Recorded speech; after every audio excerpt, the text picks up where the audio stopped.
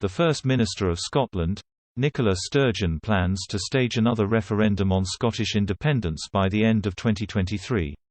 However, a new poll by Savanta.com Res has found that the majority of Scottish people believe a second referendum should not take place in the next 2 years. It also found that 51% of the people in the poll would vote against the independence of Scotland at a future referendum. Though the Scottish National Party petitions for the independence of Scotland, its policy states that the monarchy would retain its position. However, many members have stated their desire for an elected head of state over the monarchy.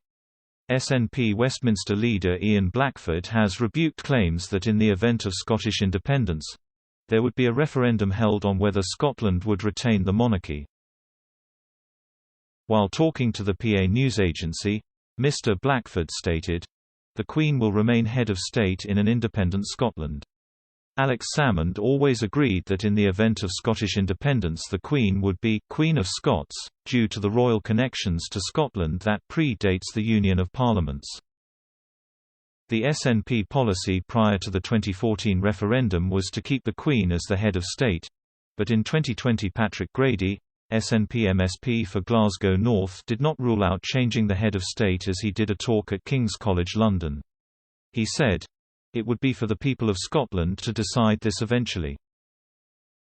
Though the Queen would most likely remain head of state in the event of Scottish independence, the roles of the monarch may change under a new constitution that could be laid out.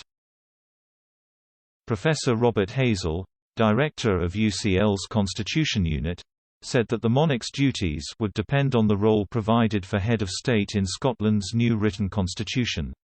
Prior to the first referendum in Scotland, Her Majesty said that she would be proud to be a monarch of an independent Scotland. The Queen has strong ties to the nation after her sons were schooled there, as was her late husband Prince Philip, and she is fond of staying at Balmoral in Aberdeenshire, where some of her favourite times have been spent with her family. The monarch also spends time at Holyrood Palace in Edinburgh, which is the official residence of the British monarch in Scotland.